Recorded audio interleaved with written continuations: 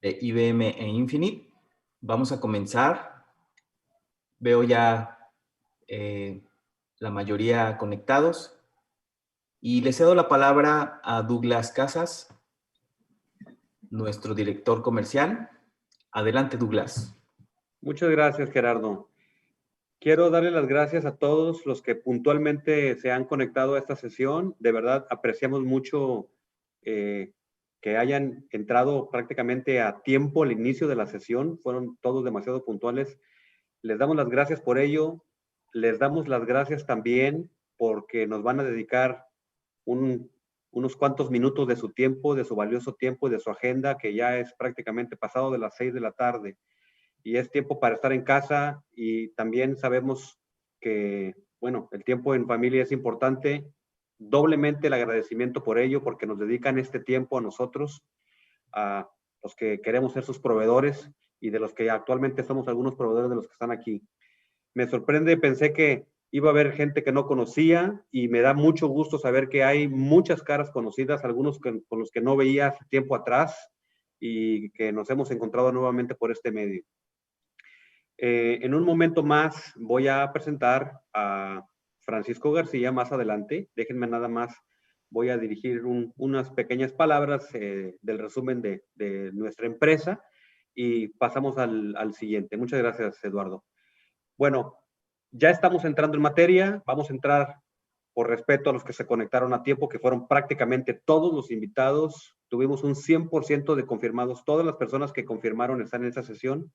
Y de verdad nos sentimos muy agradecidos en nombre de TechData, de IBM y de nuestra empresa Infinite por estar con nosotros en esta reunión de la que vamos a hablar más adelante. Vamos a dedicar un tiempo al tema de las amenazas y después vamos a pasar al tema de la experiencia con la cata de vinos, con un sommelier que conocemos de tiempo atrás, que le tenemos mucho cariño porque es un verdadero experto y nos aconseja de todo en temas de vinos y experiencias, de qué nos recomiendas para mezclar esta comida con esta uva. Es un verdadero maestro en ello y lo van ustedes a conocer cuando Eduardo termine su presentación. Bueno, les hablo un poco de la empresa. Nuestra empresa Infinite, le pusimos así por el prefijo de nuestra razón social. No tiene nada de ciencia. Infinite es la razón social, es informática integral y tecnológica, es el prefijo de cada una de las palabras que conforman la compañía. Y bueno, cuando empezamos la compañía, hace ya algunos años atrás, decidimos focalizarla y tenemos 3 pilares en lo cual está sustentado nuestro portafolio de productos y servicios. El primer pilar es la protección de la identidad digital, la ciberseguridad y el tema de prevención de fraudes, específicamente fraudes en lo que tiene que ver con canales digitales, con canales electrónicos, que ha tenido un incremento a raíz de la situación por la que pasa todo el mundo en temas de materia y de consultas transaccionales en la banca. Bueno, tenemos más de 20 años de dedicarnos a esto. Nos especializamos también en temas de cumplimiento en marcos regulatorios y en servicios administrados. Y obviamente también somos un orgulloso asociado de negocio de IBM, con el que hemos trabajado por muy buen tiempo, y es por ello que IBM e Infinite les agradece a ustedes que nos hayan dedicado este tiempo para estar en esta sesión. Tenemos una oficina en la ciudad de Monterrey, otra en la Ciudad de México, pero bueno, también tenemos cobertura en todo el país. Incluso gracias a IBM hemos estado llegando a algunos clientes en América del Sur para el tema de servicios administrados con el tema de QRadar, pero bueno, eso lo podemos platicar más adelante. Lalo, si me permites, ¿puedo presentar a Paco García? Adelante, adelante. Sí, ya está Paco por acá con nosotros. ¿A qué ando? Paquito, muy buenas tardes, gracias por estar con nosotros. Te paso el micrófono para el karaoke. Licho, muchas gracias, Douglas. Nunca me habían presentado así que gracias, ¿no? Bueno, primero, pues nada más agradecer a todos los que participan. Digo, la verdad es que tú lo hiciste muy bien, Douglas. Les agradecemos mucho su tiempo. Como bien dice Douglas, pues estos son tiempos de ya desconectarse y más en las condiciones actuales y dedicarse a la familia, ¿no? Entonces, realmente les agradecemos el tiempo que nos dedican.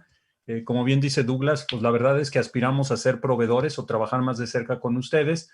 Entonces, otra vez, muchas gracias por el tiempo, ¿no?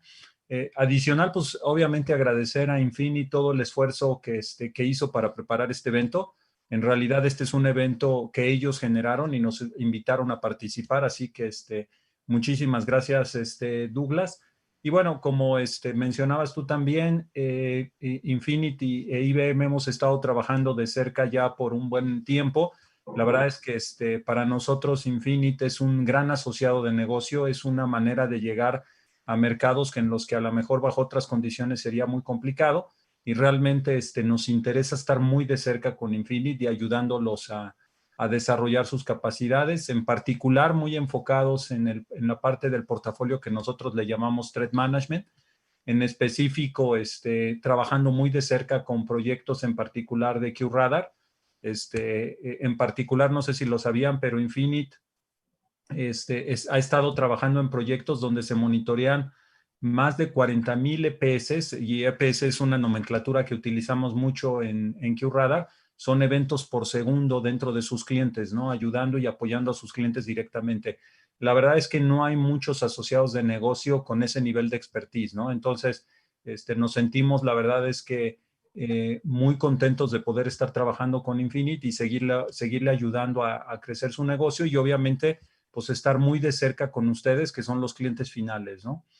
La verdad es que, bueno, creo que ese es el mensaje importante que les quería hacer llegar. Otra vez les agradezco su tiempo y te cedo la palabra, Lalo. Creo que ahora vale la pena que nos enfoquemos en los temas interesantes para después tomarnos una copita de vino.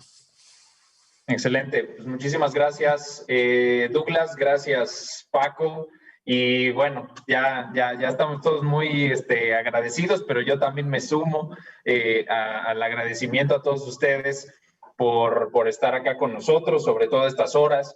El tema que vamos a tratar de hoy, pues vamos a tratar de hacerlo lo más ameno posible. Vamos a hablar un poco sobre las tendencias que hemos visto en épocas recientes en términos de no solo el panorama de amenazas, sino también de algunas de las tendencias más recientes que vemos desde que nos estamos enfrentando al coronavirus, ¿no? Y ahí hay un fenómeno que a mí me parece muy interesante, ¿no? Porque hemos hablado en el pasado, en otros foros, de cómo la seguridad y la libertad de alguna manera van como muy de la mano, ¿no?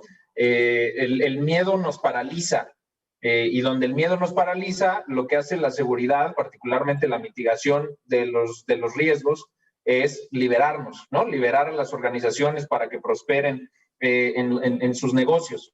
Y algo que se ha visto muy evidenciado con el coronavirus es este fenómeno de cuando recién empezamos, ¿no? Probablemente por ahí de febrero, que se empezaron a ver los primeros casos, pues literalmente nos paralizamos todos, ¿no? Nos replegamos todos a nuestras casas, nos paralizamos, no teníamos suficiente información, no sabíamos en muchas ocasiones de inicio cómo mitigar los riesgos que representaba salir a la calle, y pues nos quedamos quietecitos un buen rato, ¿no? Y esa, en la medida en la que fuimos obteniendo una mayor visibilidad sobre lo que representaba el coronavirus, y mayor información al respecto, no solo del virus, sino de cómo mitigar los riesgos asociados a él, que pues hoy en día ya se empieza a reactivar la economía, empieza a salir la gente a las calles, y sale como pues mitigando riesgos, ¿no? O gestionándolos lo mejor que se puede. En algunos casos no solo se mitigan, a veces simplemente se asumen, ¿no? O se transfieren. Pero en este caso, pues bueno, la gente sale con cubrebocas, sale con el cuidado de lavado de manos adecuado, con la sana distancia, etcétera, etcétera. Y eso nos pone en movimiento otra vez, nos libera, ¿cierto?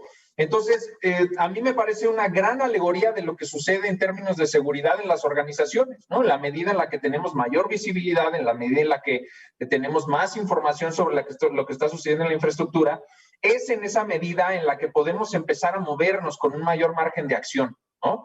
El otro efecto que tuvo el coronavirus es que vino a poner a prueba, digamos, incluso hubo memes por ahí corriendo en Facebook y en LinkedIn al respecto, vino a poner a prueba la transformación digital de las organizaciones, ¿cierto? Las organizaciones que ya habían empezado a transitar su transformación digital pues la vieron puesta a prueba, y las que no habían ni siquiera empezado tuvieron que empezar, y empezar rápido, ¿cierto? Para empezar a ofrecer servicios digitales, para ofrecer servicios diferenciados. En ese sentido, siempre que hemos hablado de la transformación digital, hay un elemento ahí muy interesante sobre la transformación digital, además de la evolución de los modelos de negocio y todos los cambios culturales que hay dentro de la organización, e incluso los temas de cadena de suministro, etcétera, etcétera. Hay mucho que se puede hablar de la transformación digital, pero hay un elemento en particular que es sumamente relevante. La transformación digital pone al usuario al centro, ¿sí?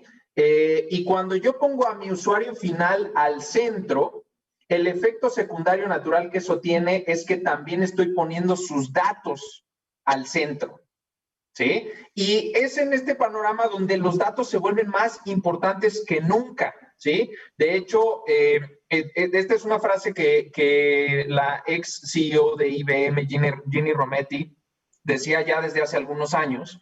Decía que los datos son el nuevo recurso natural, o el siguiente recurso natural, ¿no? Hay otras personas que también dicen que los datos son como el nuevo petróleo, y a mí me parece esa una excelente metáfora de los datos también, porque si lo pensamos solo un momento, pues resulta que si yo saco petróleo de la tierra, pues en crudo no me sirve de nada, ¿cierto? Si yo tengo así un barril de petróleo en crudo, tiene un cierto valor en el mercado, pero realmente utilitariamente no sirve para nada. Es hasta que yo lo proceso, lo paso por una serie de procesos, que lo puedo entonces sí convertir en gasolinas, en gases, en plásticos, etcétera, etcétera. Y lo que estoy haciendo en esa medida es develar el valor intrínseco del petróleo. Lo mismito sucede con los datos, exactamente lo mismo. Los datos en crudo y en gran volumen no me sirven absolutamente para nada.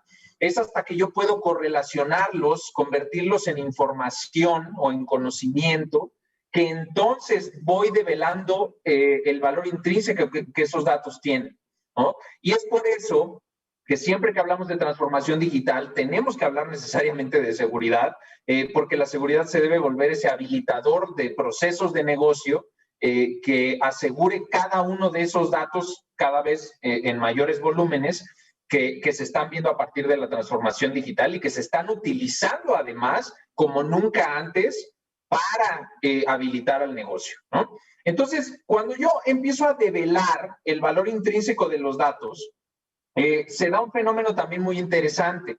Resulta que todos los que hacemos seguridad, que creo que es prácticamente todos los que estamos aquí el día de hoy, solemos hablar de seguridad en términos pues, que nos son familiares a nosotros, ¿cierto? Hablamos el lenguaje de seguridad.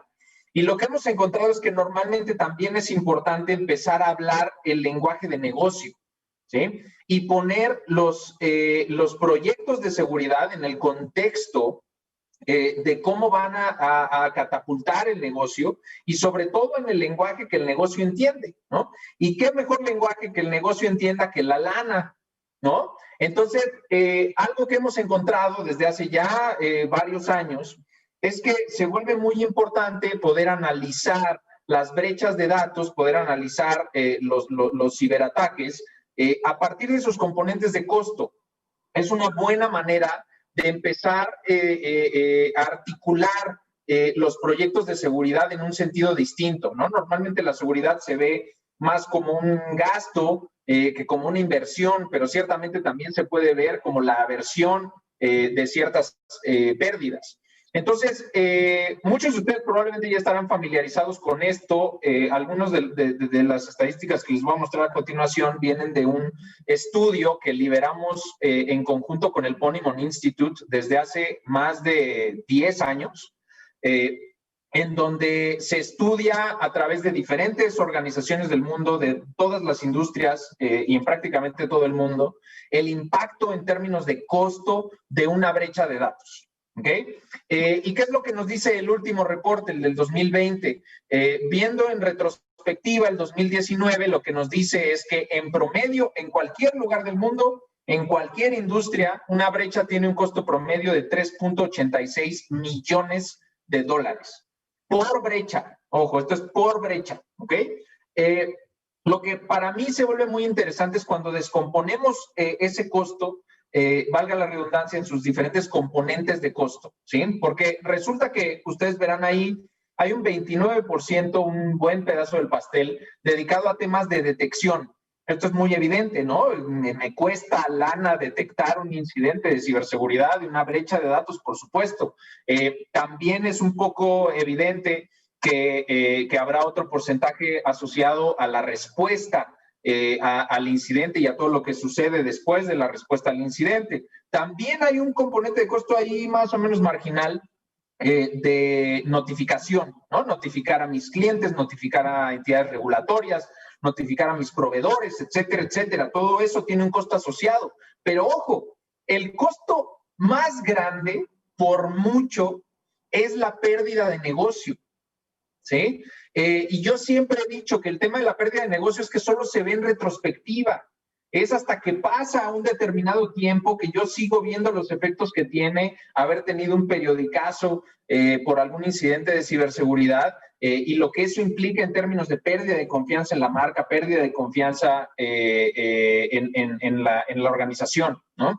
Entonces, hay que irle poniendo a cada uno de esos datos nombre y apellido para develar su valor intrínseco. Y aquí podemos empezar a asignarles al menos un numerito, ¿cierto? Pero lo interesante, y esto es también tal vez muy evidente, pero se vuelve interesante cuando lo analizamos ya con datos duros, es que el impacto de los incidentes de ciberseguridad, de las brechas de datos, se ve a lo largo de mucho tiempo, ¿sí? Siempre que muestro este slide, me acuerdo mucho de mi abuelita, ¿no?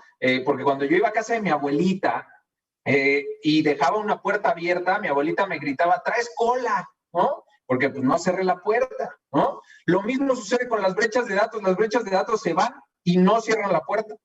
Y la cola que dejan es una cola bastante grande, es una cola que, entre otras cosas, nos habla de que 2 años después de que el incidente pasó, todavía la organización está incurriendo en alrededor del 11% de los costos asociados a esa brecha. Esto no me lo crean a mí, no se lo crean al estudio, solo falta ver algunos ejemplos muy recientes y muy reales, ¿no? Si nos ponemos a ver la última vez que Facebook pagó una multa por Cambridge Analytica y nos ponemos a ver cuándo fue el escándalo de Cambridge Analytica, si nos ponemos a ver cuándo fue la última vez que Capital One pagó o una multa o pagó daños y perjuicios a sus usuarios por la brecha de datos que tuvo Capital One, nos damos cuenta de que no solo tienen los incidentes colas de 2 años, tienen colas a veces mucho más largas, ¿sí? Y por eso es que también se vuelve muy relevante hablar del impacto reputacional y de la pérdida de negocio en estos términos. Otra cosa que hemos identificado también y que es muy interesante es que no todos los datos son iguales. Es decir, hay de datos a datos. Los datos en el sector financiero ciertamente son mucho más costosos que los datos en el sector de transporte, por ejemplo, ¿no? Y eso tiene que ver con la naturaleza intrínseca de los datos, como ya lo decíamos. No sorprende en ese sentido que los datos, las brechas de datos más costosas estén asociadas al sector salud, porque pues si no hay nada más preciado que la vida, y si hoy en día me pueden secuestrar mi marcapasos, ¿no? O si un ransomware le pega a una institución de salud y los deja sin sistema, y eso puede impactar en la atención que den a sus clientes o a sus pacientes en este caso, pues eso ciertamente tiene una repercusión mucho mayor y por tanto las brechas de datos en el sector salud son mucho más altas. Por cierto, este caso que les acabo de comentar de un ransomware que deja a un hospital sin sistema y que la gente se muere por eso, no es tampoco una anécdota, es algo que pasó muy recientemente en casos de COVID. Y por eso es que se vuelve muy relevante hablar de ese tipo de temas. Entonces, esta es la gráfica que demuestra esto que les mencionaba, ¿cierto? Si yo veo cuánto cuesta, este es el costo promedio que ustedes ven aquí en medio, que dice 3.86, es la cifra que ya habíamos visto, pero si yo la comparo con el sector energético, de salud o financiero, pues me voy casi al doble. ¿cierto? Entonces, estos son los costos promedio por industria, así que ahora sí que escoge usted su industria y dése una idea de más o menos cuánto está costando una brecha de datos para una organización promedio en su industria, ¿sí? Estos son más o menos los datos. Hay también datos en el estudio, se los podemos compartir, es totalmente público. También hay datos muy particulares por registro, ¿no? El costo promedio de un registro ahorita anda como en los $150 aproximadamente. Entonces, a partir de eso se pueden dar una idea, dependiendo del tamaño de su organización y de cuántos registros manejan en sus bases de datos, etcétera, etcétera, cuánto podría ser el tamaño de una brecha para su organización en ese sentido, ¿no? Ahora, nosotros también tenemos otro estudio por ahí que también se libera año con año desde hace ya varios años también, que se llama el Threat Intelligence Index. Este estudio este sí no lo hace el Ponemon, este lo hace solo IBM, pero lo que nos ayuda también es a tener una ventana o una perspectiva sobre qué tipo de industrias son las más atacadas, cuáles son los vectores de ataque más socorridos. Algunas de las estadísticas que vamos a ver a continuación vienen también de ese índice. Y lo que pueden ver aquí entonces es que vamos jugando con los números, ¿cierto? Porque en las gráficas pasadas veíamos que el costo de una brecha en el sector salud es muy alto. Sin embargo, el sector salud anda por acá abajo, está en el top 10, ¿cierto? Pero no es la más atacada. ¿Cuál es la más atacada? Pues el sector financiero.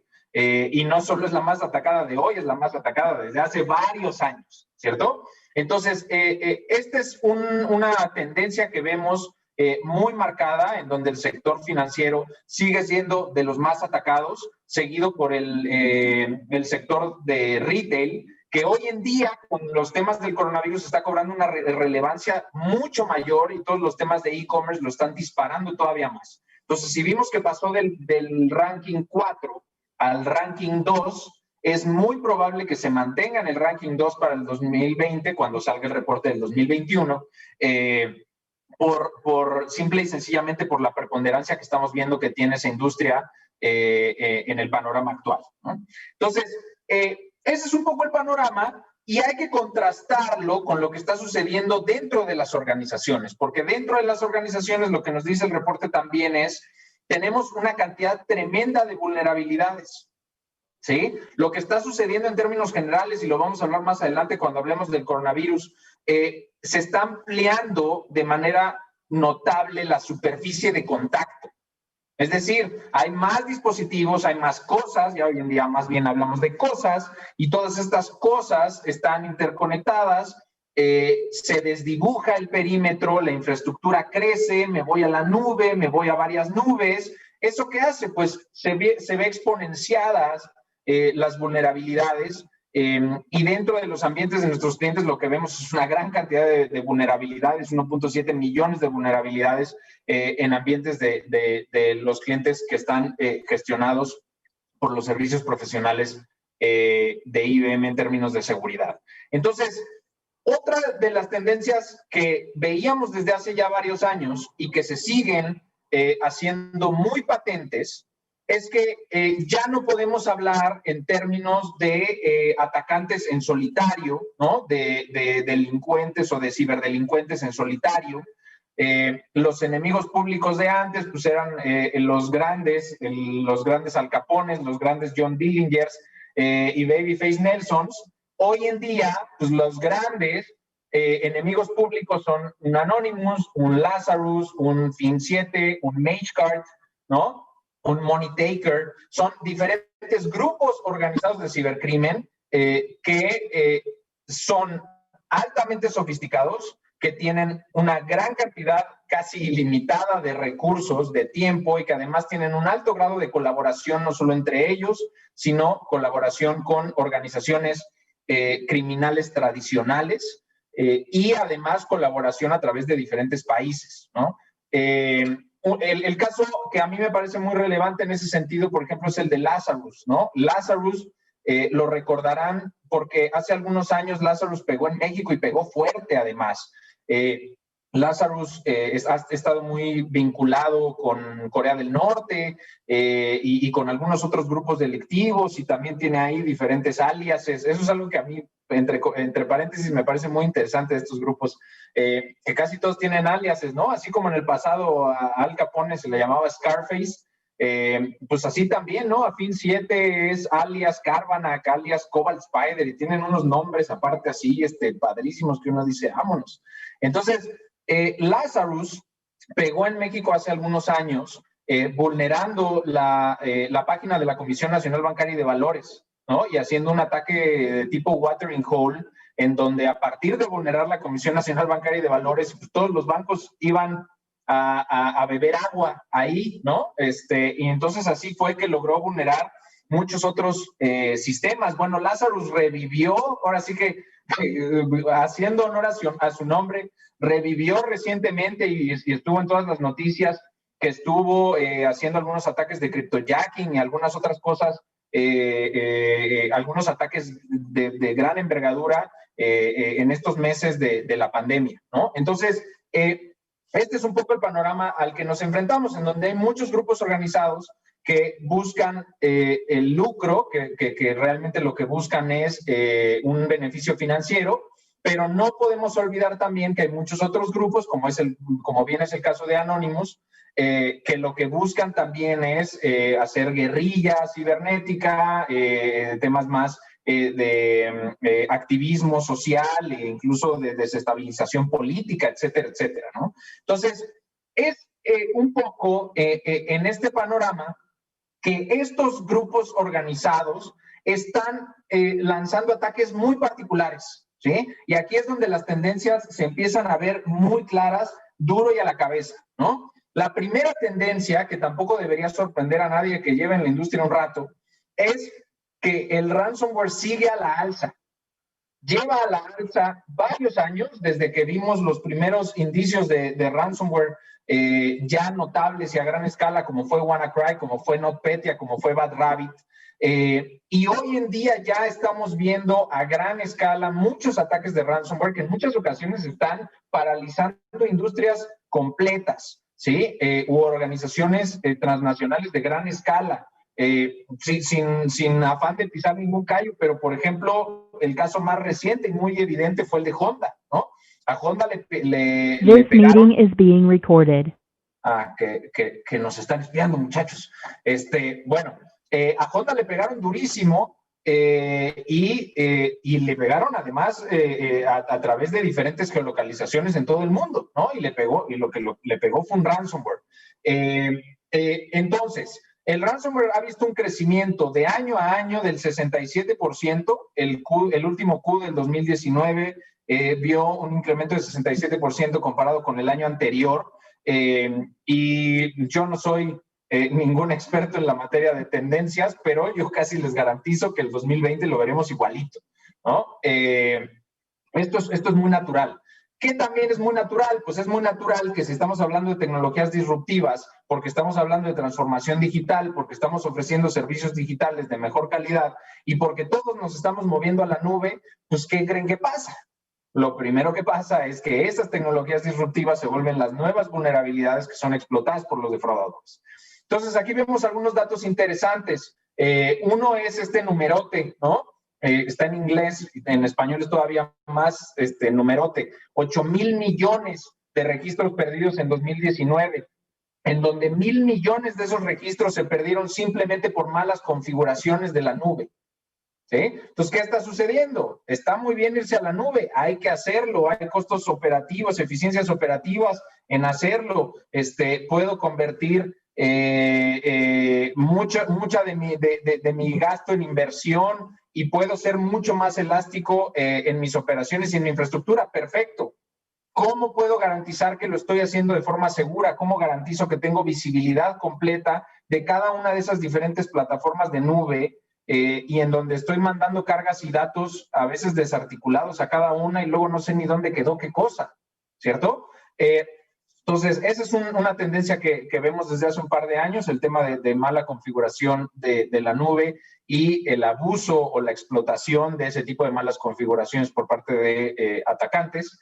Y lo otro que estamos viendo tiene que ver con IoT y con OT, ¿no? Con tecnologías operacionales, en donde lo que vemos ahí es, otra vez, aumento en la superficie de contacto, en donde cada vez es más socorrido el uso del Internet de las Cosas y de tecnologías operacionales, 38,000 millones de dispositivos conectados al Internet de las Cosas, pues claramente son un caldo de cultivo para los ataques, ¿sí? De manera que se han observado se ha observado más actividad de ataques que tienen como objetivo la tecnología operacional en 2019 que lo que se vio en los últimos 3 años, ¿sí? Este es otro ejemplo perfecto de cómo las tecnologías disruptivas, parte de la transformación digital, vienen a impactar de manera directa en temas de seguridad, y suele ser porque sale la tecnología disruptiva, se adopta dentro de la organización, se busca innovar, y la seguridad, ¿no? Entonces lo que vemos es que no hay un acompañamiento de estas iniciativas de transformación digital con la parte de seguridad. Y eso puede ser ya sea porque se percibe la parte de seguridad como un stopper, como un elemento bloqueante y no un habilitador, o simplemente porque no se percibe que la inversión en seguridad sea algo que se debe perseguir. Otra vez eso tiene mucho que ver con cómo hablamos de seguridad y cómo empezamos a hablar el lenguaje de negocio. Entonces, este era un poco el panorama, y este es el mismo panorama que yo les hubiera contado en febrero, y luego además vino el coronavirus. Entonces, ahí, como dicen en mi pueblo, fue donde la puerca torció el rabo, porque si ya teníamos un panorama donde el ransomware tenía una fuerte presencia, no lo vimos en ninguna de las estadísticas de arriba, pero también uno de los ataques más socorridos sigue siendo el phishing. Después de todos estos años sigue siendo el phishing, y sigue siendo el phishing porque funciona y funciona muy bien. Y en ese panorama viene el coronavirus. Y entonces, ¿qué pasa con el coronavirus? Bueno, lo primero que sucede es que tenemos ese numerote ahí, hoy estamos muy de numerotes. Ese no es un typo, no es un error de dedo. 14,000% es el incremento que hubo en spam y phishing, sobre todo spam y phishing relacionado con el coronavirus. ¿Qué tipo de ataques estuvimos viendo o estamos viendo todavía? Ataques de phishing masivo, como suele ser el caso, pero también ataques de spear phishing, phishing dirigido, que normalmente va dirigido a quienes, a los grandes ejecutivos de las organizaciones. Y entonces son estos correos que vimos a principios de la pandemia en donde te decían, te tengo información de última hora sobre el coronavirus directamente de la oficina del director de la OMS, ¿no? Y le llega, pues, de director a director, ¿no? Del director de la OMS al CEO de la organización, y el CEO dice, ah, perfecto, más información, venga, da clic, game over, ¿cierto? Entonces, ese tipo de spam y de phishing se ha visto de manera creciente, y a veces es el vehículo para poder también lanzar otro tipo de ataques o ser el punto de entrada para sembrar un ransomware en una organización o en una infraestructura, etcétera, etcétera, ¿sí? La otra cosa que vimos, y literalmente es el elefante en la habitación, es la adopción tremenda y exponencial del trabajo remoto, ¿sí? De febrero a la fecha se ha visto un incremento del 84% en el uso de herramientas de trabajo remoto. Eso, si lo vemos desde otra perspectiva, se ve más o menos así, lo pueden ver en la gráfica de acá abajo. Venía habiendo una tendencia natural de adopción del trabajo remoto, ¿sí? Y había una cierta proyección de hasta dónde iba a llegar esa adopción del trabajo remoto en el mundo. ¿Qué es lo que pasó con la pandemia? Pues lo primero que pasa es se dispara, y eso eventualmente bajará, es un hecho que va a bajar, ¿sí? Pero el tema aquí es que ya se nos corrió la tendencia, se nos corrió la gráfica, ¿sí? Estamos hablando de que el trabajo remoto y su adopción se vieron impulsados entre 3 y 4 años por la pandemia del coronavirus, ¿sí? Hay muchas organizaciones que ya están dejando a todos sus empleados en casa. en algunos casos incluso de manera indefinida, y en muchos otros casos, como ven ahí en la estadística, pues al menos 25% de las organizaciones dicen que al menos van a dejar al 20% de sus empleados trabajando de manera remota. Entonces, esa es una tendencia que vimos y que ya no tiene cara de que vaya a parar, ¿cierto? Entonces, en ese sentido, lo que naturalmente sucedió con el trabajo remoto es que había organizaciones que ya habían empezado a transitar su transformación digital y que pues, les pareció más o menos orgánico transitar hacia el trabajo remoto, y hubo otras organizaciones que tuvieron que transitar al trabajo remoto de un día para otro, y como se les ocurrió, como se pudo, ¿cierto? Porque era un tema de productividad. Entonces, ¿qué es lo que pasa cuando hacemos las cosas sin planearlas demasiado? ¿Qué es lo que pasa cuando, en vez de tener una infraestructura centralizada en una oficina, distribuyo las conexiones a través de muchos dispositivos gestionados o no gestionados fuera de la infraestructura, y desdibujo por completo el perímetro, aumentando la superficie de contacto? Esto es lo que pasa, ¿no? Vemos una gran cantidad de ataques a las organizaciones, muchas preocupaciones en la industria y en los diferentes sectores aledaños por los peligros del trabajo remoto, un incremento considerable en el uso y abuso de parte de los defraudadores de VPNs y de conexiones seguras. También una necesidad imperiosa de las organizaciones de hacer una gestión adecuada de sus dispositivos, ¿cierto? ¿Cuáles son los dos vectores de ataque principales que se habilitaron a partir del coronavirus y a partir del trabajo remoto? Pues el primero de ellos fue el comprometer credenciales, ¿sí? Es decir, utilizar métodos como la ingeniería social, el phishing, el vishing, etcétera, etcétera, para robar las credenciales de los empleados de las organizaciones o de los usuarios finales y hacer suplantación de su identidad, ¿cierto? Entonces, si antes nos preocupaba el phishing, particularmente en nuestros usuarios finales, en nuestros clientes, hoy en día también nos empieza a preocupar el phishing en términos de nuestros empleados, de nuestros proveedores, de nuestros asociados de negocio. ¿Por qué? Porque ellos están hoy en día prácticamente igual de expuestos que nuestros clientes en muchos casos, ¿no? Entonces, esa es una tendencia importante que hemos visto en los últimos meses. La otra tendencia relevante es cuando en vez de esperarme a que alguien salga de su casa, ¿no? O convencerlo de que salga de su casa y asaltarlo afuera de su casa, pues mejor me meto a su casa. Entonces, vulnerar los dispositivos de los usuarios finales, ya sea empleados o clientes de nuestros clientes, es uno de los vectores de ataque que más hemos visto últimamente. Eso tiene que ver con el uso de malware, de diferentes cepas y variantes de malware. En algunas ocasiones tiene que ver con spoofear atributos de ciertos dispositivos para infiltrar una determinada red segura o insegura de una infraestructura. Y en general tiene mucho que ver esto con la gestión de dispositivos, con el uso de VPNs, etcétera, etcétera.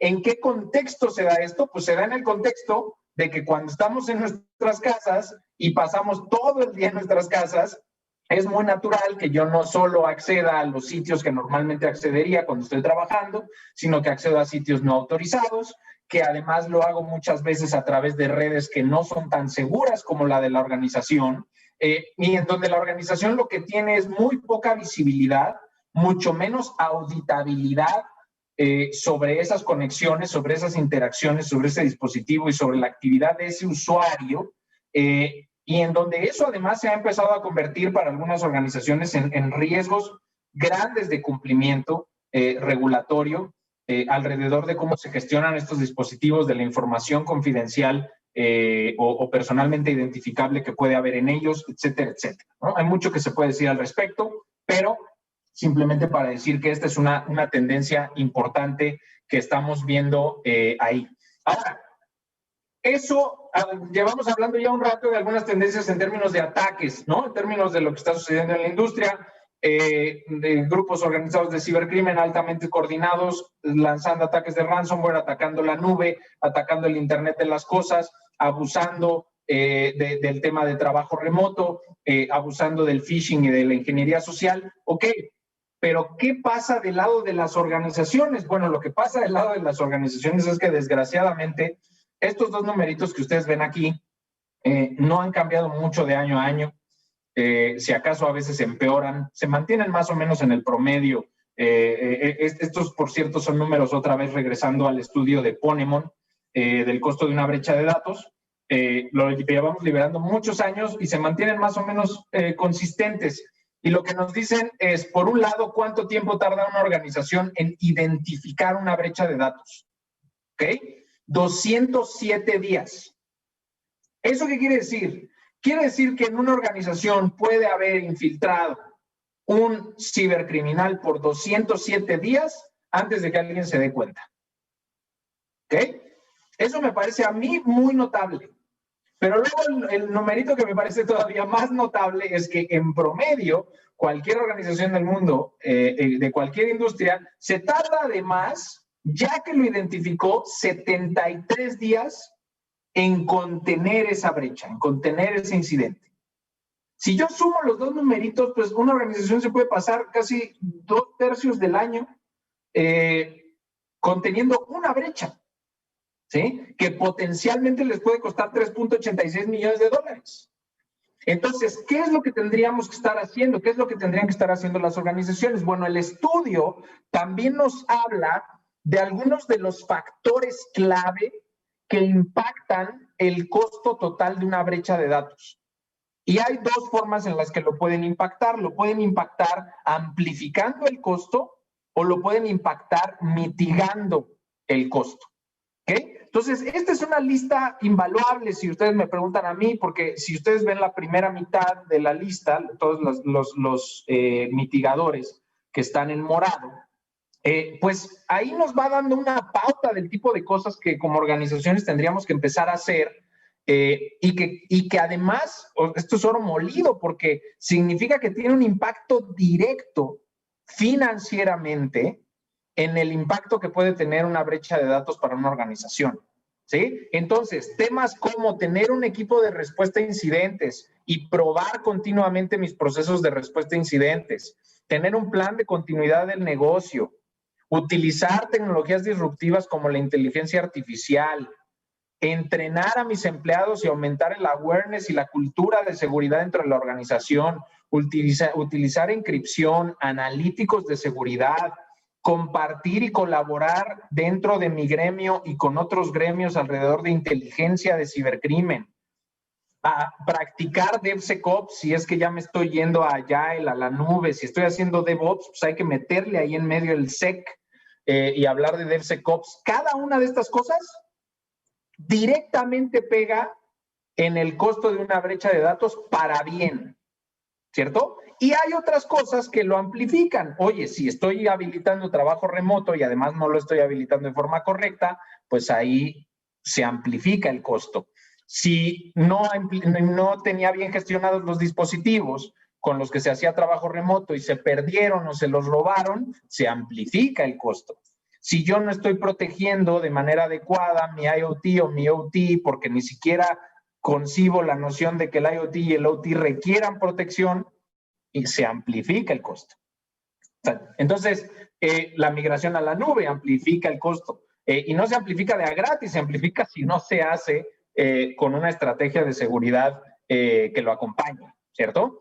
Entonces, esto a mí me parece un gran acordeón, ¿no? De algunas de las mejores prácticas que se pueden implementar en las organizaciones y que ya con los números, con los datos duros en la mano podemos hablar de que pueden tener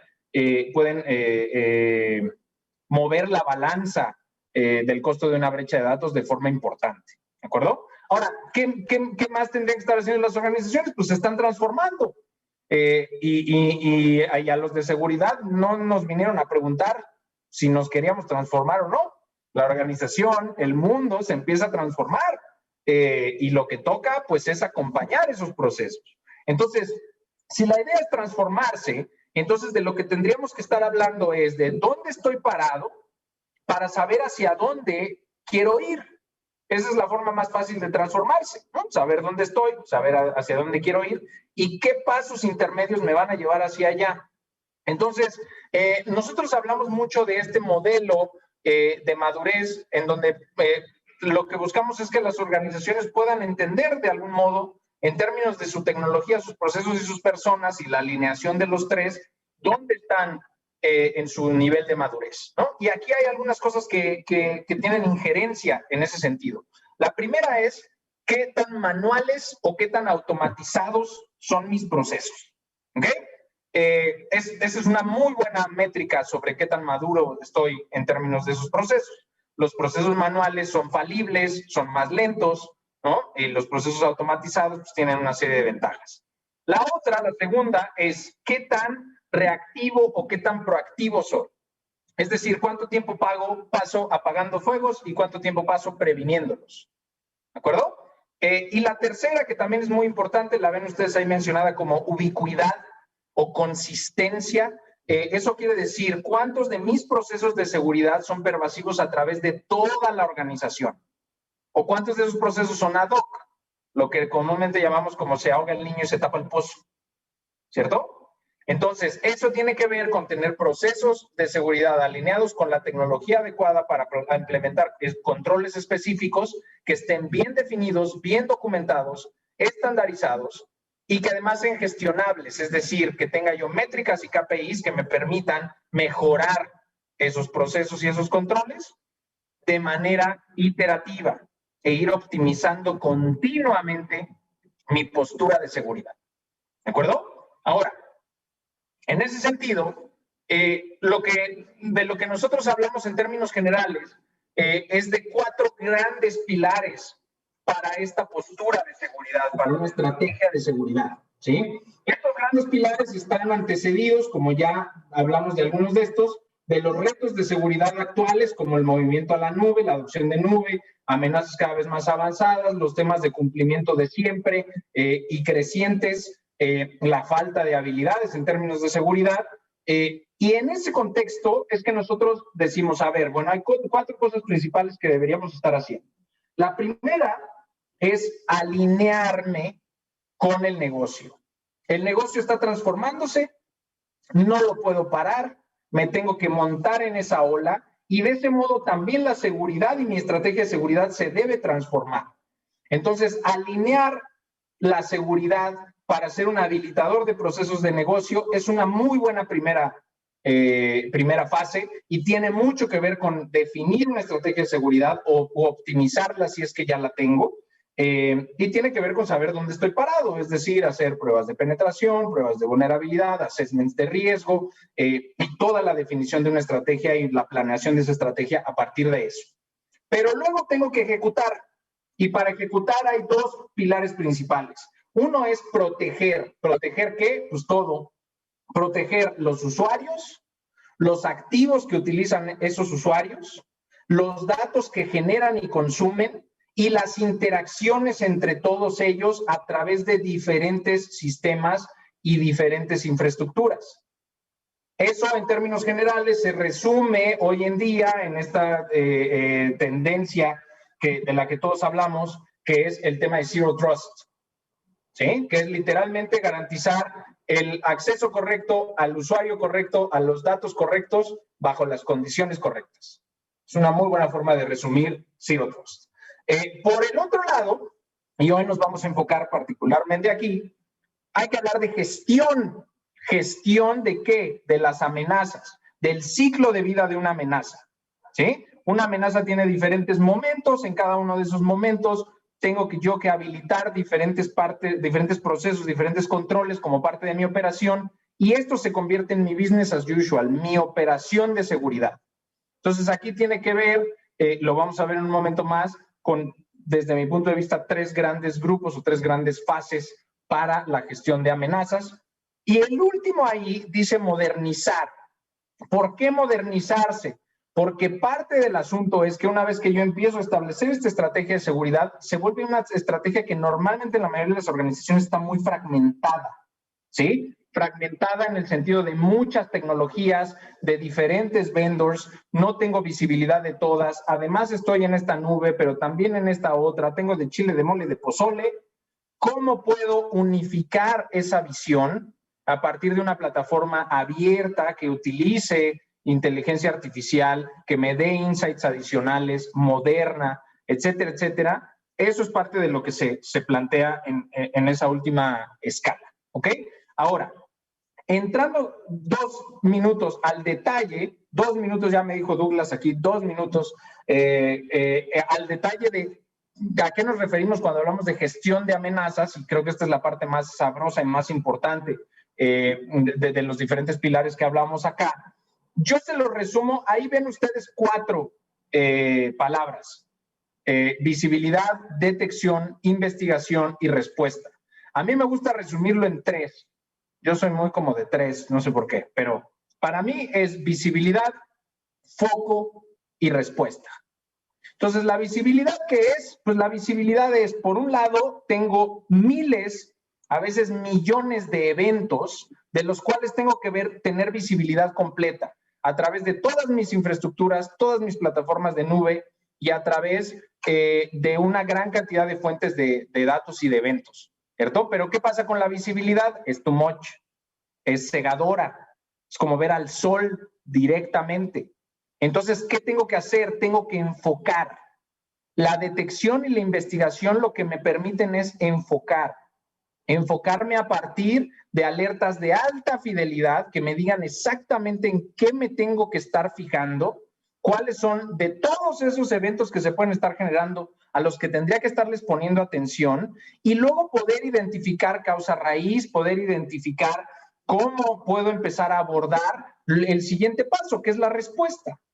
Y la respuesta, mientras mejor orquestada esté, mientras más automatizada esté y mientras mejor alineada esté con mis procesos predefinidos, estaré del otro lado, ¿no? Entonces, la visibilidad, la detección, la investigación y la respuesta, o la visibilidad, el foco y la respuesta, lo que nos permiten en gran medida es de manera efectiva atender, por un lado, todo lo preventivo de un ataque, la detección del ataque en el momento en el que sucede, que es el momento del boom, el momento crítico, y todo lo que pasa después del ataque, es decir, la respuesta al incidente. Para esto se habilitan una gran cantidad de capacidades de las que podríamos hablar otras 2 horas, pero yo prefiero pasar al vinito. Entonces, simplemente para hablar de algunas de ellas, aquí se los dejo como corolario. O como acordeón, les vamos a compartir la presentación, entonces podrán explorar un poco más acerca de algunas de estas capacidades, y sin duda podemos abrir la conversación con cualquiera de ustedes alrededor de ellas, pero al final la idea, si se fijan, es que en términos generales, estos diferentes elementos que fuimos mostrando en los diferentes pilares de una estrategia de seguridad, a lo que nos invitan es a hacer una reflexión muy importante, que la seguridad no es un producto, la seguridad es un proceso, ¿sí? Y hoy lo vemos más que nunca, no solo con la transformación digital, sino con los retos que nos ha venido a poner el coronavirus, que son retos adicionales que nadie vio venir hace un año. Si yo me hubiera enfocado solo en mi estrategia fija, estática, y hubiera comprado 2, 3 productillos por ahí, probablemente me hubiera quedado corto. Si mi estrategia no es adaptable, si mis controles no están alineados con el negocio y si las tecnologías que adopto no tienen esa misma capacidad de evolucionar conmigo en el proceso continuo de optimización de mi estrategia de seguridad. ¿De acuerdo? Entonces, eso es un poco de lo que yo traía para compartirles por acá. No sé ya si nos va a quedar tiempo para preguntas y respuestas. Me colgué un poquito, ustedes disculpen, pero aquí vamos a andar después de la cata con un buen vinito y podemos seguir charlando al respecto de estos temas. Así que yo les agradezco muchísimo por el tiempo y bueno, nada, continuamos con lo siguiente en la agenda, que es mucho más interesante que cualquier cosa que yo pueda haber tenido que decir. Así que, Gerardo, Douglas, muchísimas gracias. Y aquí seguimos. Muchas gracias. Gracias, Eduardo. Te paso el micrófono, Castellanos, por favor, para que nos ayudes, maestro de ceremonias. Y gracias, Lalo, por la presentación. Muy bien, muchas gracias a todos. Bueno, en este momento vamos a pasar a la cata con el sommelier Julio Greenberg. Algunos ya lo conocen. The recording has stopped. Les pedimos si nos ayudan a abrir sus cámaras y abrir sus kitbox que tienen ahí para que podamos disfrutar de esta cata de vinos. Adelante, Julio.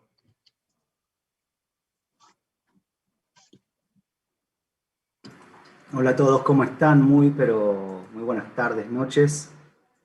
Los saludo cordialmente.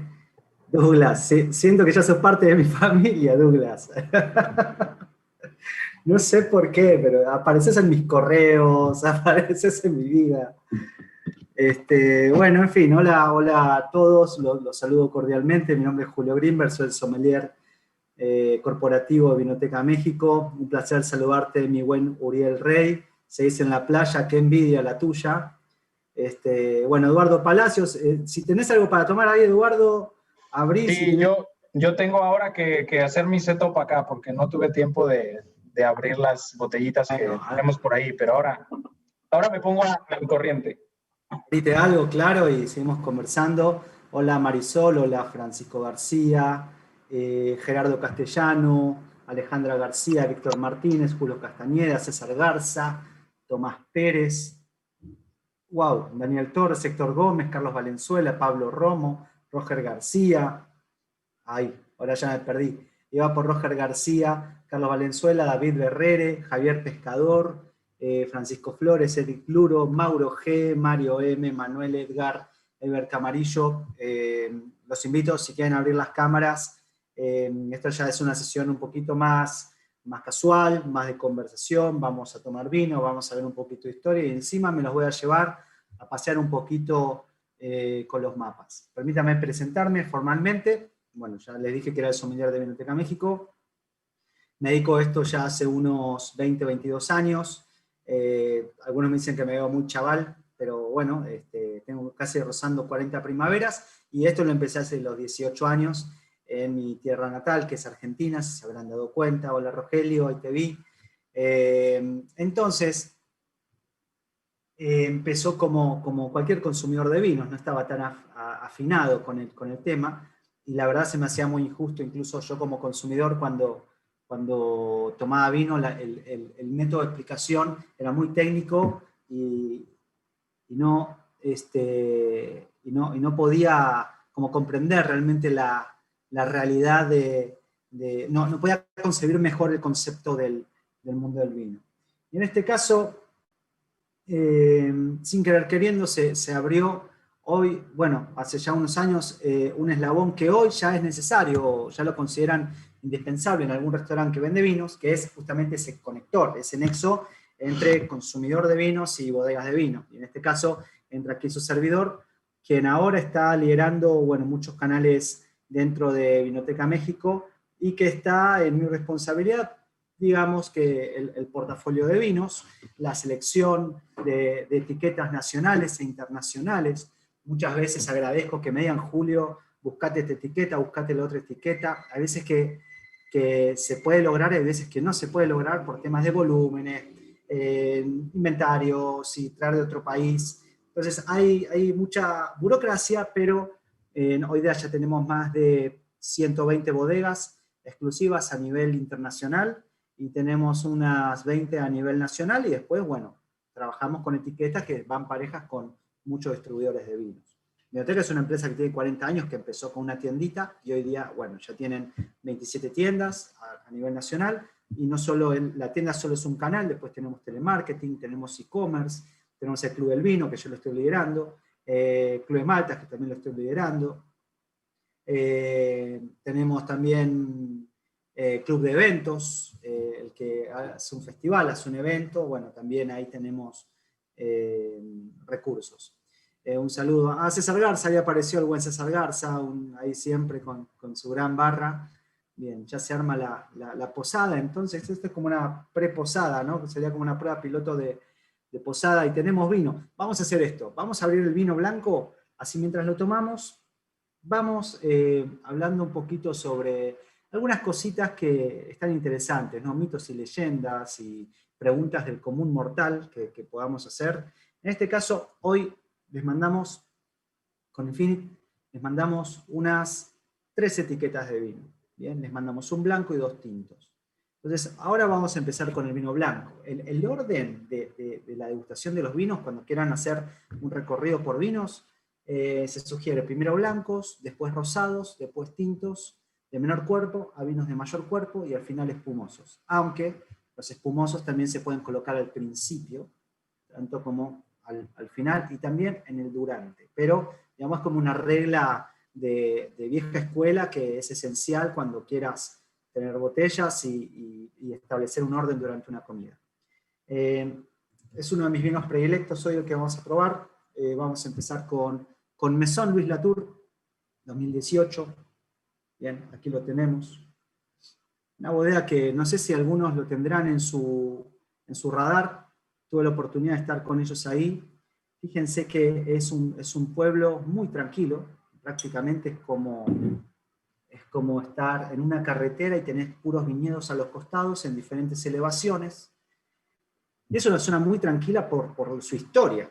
Por su historia, o sea, Borgoña, de lo que es la cuna del Chardonnay, a comparación de otras regiones de Francia, siempre fue un lugar tranquilo, el lugar que quería hacerte un fin de semana de campo, sin que no hubiera ruido, que nadie te molestara, porque incluso era una región casi interna dentro de Francia, donde no tenía salida al mar, no estaba cerca de la periferia de Francia, entonces toda la fiesta sucedía en Burdeos. Burdeos se llenaba de barcos, donde tenías La Rochelle, donde tenías el puerto de Burdeos, donde también tenías muchos castillos, y ahí era la aristocracia, era la presunción de los castillos. En cambio, el lugar donde los papas, las iglesias, las coronaciones sucedían desde lo que es Champagne, que está en el centro de Francia, y bajando hacia lo que es Borgoña y después el Ródano.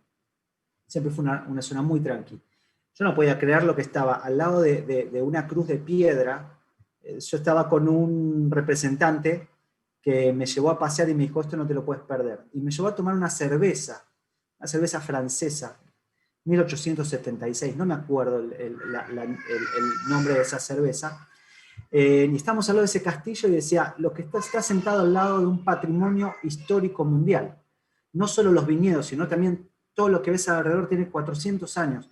Digo, pero esto tendría que estar protegido. Y dice, no, esto no necesita estar protegido porque el que viene acá no tiene maldad. Y estábamos sentados ahí dando la cerveza y platicando después sobre vino, después le seguimos con el vino y todo eso. Pero así es Borgoña, es donde sucede el mesón, la casa Louis Latour. Si quieren ir abriendo la botella de vino adelante, les comento, bueno, el sacacorcho, esto es una cápsula.